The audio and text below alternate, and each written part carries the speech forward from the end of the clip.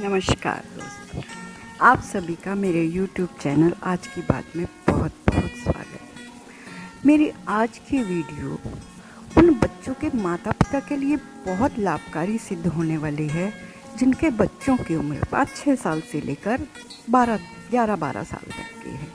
क्योंकि ये उम्र वो होती है, इसमें बच्चे चालाक तो बहुत होते हैं, समझदार नहीं होते हैं और उन्हें अच्छे बुरे का ज्ञान नहीं होता, अच्छे बुरे की समझ नहीं होती। इस समय में हम बड़ों का ही, सबसे पहले माता पिता, घर के और लोगों का, सबका ये कर्तव्य है कि उन्हें हम अच्छे और बुरे में फ़र्क समझाएं। इसी को कहते हैं परवरिश। क्योंकि ये उम्र होती है किसी भी इंसान का जीवन काल की नींव होती है, आधारशिला होती है। कई बार हम बड़े लोग ऐसा करते हैं, ये बच्चा कहकर, बच्चा समझकर उन्हें छोड़ देते हैं, लेकिन वही गलती उनकी मानसिकता बन जाती है। वही गलतियां वे एक के बाद एक बार बार करते रहते हैं और जब वो बड़े हो जाते हैं, तब जब हम उन्हें समझाने लगते हैं तो हमें 10 बातें सुनने को मिलती हैं। किसी का बच्चा कहता है कि पहले तो नहीं समझाया, किसी ने कहा, किसी के बच्चे कहते हैं कि पहले समझाना चाहिए था, अब तो हमें यही सही लगता है। आप एक कहेंगे, आपको 10 बातें सुनने के लिए मिलेंगी। इसलिए प्लीज़ 5-6 साल से लेकर 11-12 साल की उम्र के बच्चों को आप जितने संस्कार दे सकते हैं दे दीजिए। ये नींव होती है किसी भी मकान की, किसी भी इमारत की।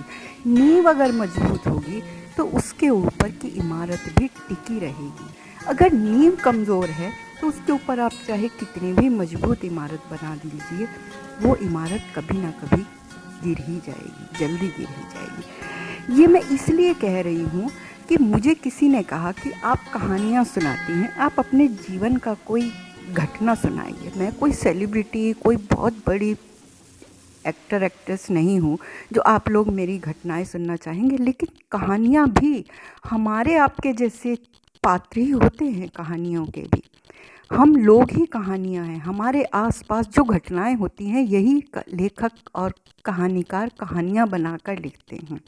एक छोटी सी घटना बताती हूँ जो मैंने महसूस किया, इसलिए मैंने आपसे ये शेयर कर रही हूँ। कुछ साल पहले की बात है, मैं जब घर जाकर ट्यूशन किया करती थी तो एक छोटा सा बच्चा था, शायद 3rd या 4th स्टैंडर्ड की रही होगी, वो लड़की थी। मैं उसका नाम नहीं लूँगी, लेकिन हाँ, मैं काल्पनिक नाम ज़रूर लूँगी, मुझे लेना पड़ेगा। तो उस बच्ची ने एक दिन मुझसे कहा कि अपनी नौकरानी का नाम लेकर, अपनी मेड का नाम लेकर कहा कि आज मैं उसे डांट पड़वाऊँ मम्मी से, कि कितना मज़ा आएगा ना। मैंने कहा नहीं, ऐसे नहीं करते, बिना कारण के क्यों डांट पड़वाओगी।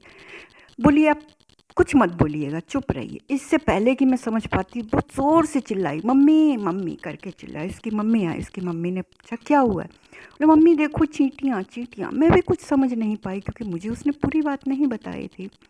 चींटियाँ हैं तो क्या हुआ मम्मी, साफ़ करवा देंगी। मम्मी ने बस चींटी देखते ही मम्मी का तो दिमाग गर्म हो गया। उन्होंने ज़ोर से बुलाया, उषा उषा कैसी सफाई करती हो, देखो यहाँ चींटियाँ हैं। दौड़ी दौड़ी आई, नहीं मेम साहब, मैं तो अभी साफ़ करके गई हूँ, यहाँ सब साफ़ था।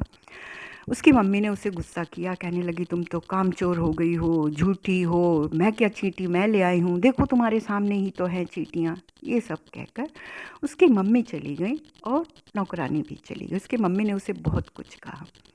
जाने के बाद मैंने उससे पूछा, मैंने कहा कि क्या हुआ, चींटी आई थी तो दीदी को बुलाकर साफ़ करवा देती, चींटी अपने आप ही चली जाती। बोली मैंने तो उसे डांट पड़वाने के लिए, मुझे मज़ा आता है जब मम्मी उसे डांटती है।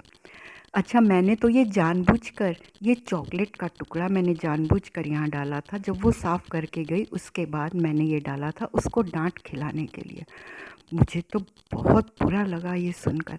मैंने उसे कहा देखो ये अच्छी बात नहीं है, तुम अभी दीदी को बुलाओ, मम्मी को बुलाओ और अभी दीदी को सॉरी बोलो। ये गलत बात है, वो अपना घर छोड़कर तुम्हारे घर रहती है, काम करती है, ये गलत बात है, ऐसा नहीं करना चाहिए तुम्हें। मैंने उसकी मम्मी को बुलाया, मेड को बुलाया। उसके बाद वो आई, उसको, उसकी मम्मी को मैंने सारी बात बताई। तो उसकी मम्मी मुझे थोड़ा ऐसे ही बोली, नहीं मैम आज चलो ठीक है, वैसे ये हमेशा ही ऐसा करती है, कामचोर कामचोर है, ये करती है वो करती है, मतलब बहुत कुछ बच्चे के सामने काम वाली के बारे में बहुत कुछ कहा। बच्चों को तो मौका मिल ही जाएगा। ऐसा कहा, ठीक है, चली गई। अगले दिन जब मैं क्लास लेने के लिए गई, मुझे बच्ची ने कहा कि मैम आप जानते हैं, मम्मी आपको इस महीने के बाद से हटा देगी। ठीक है, कोई बात नहीं, लेकिन कारण क्या है? बोली, मम्मी बोल रही थी आपने नौकरानी का साथ लिया, आपने नौकरानी को सही बताया। मम्मी को अच्छा नहीं लगा, आपने नौकरानी से मुझसे सॉरी बुलवाया, इसलिए उन्होंने मुझे नौकरी से निकालने के, मुझे ट्यूशन से हटाने की बात कही। ठीक है, कोई बात नहीं है। लेकिन मैं सोचने लगी, ये कैसे माता पिता हैं, ये कैसी मानसिकता तैयार कर रहे हैं बच्चों की, जो आज नौकरानी को, टीचर को झूठा साबित करते हैं। यकीन मानिए, ऐसी ही मानसिकता वाले बच्चे समय आने पर माता पिता, दादा दादी, भाई बहन सभी को झूठा साबित कर सकते हैं।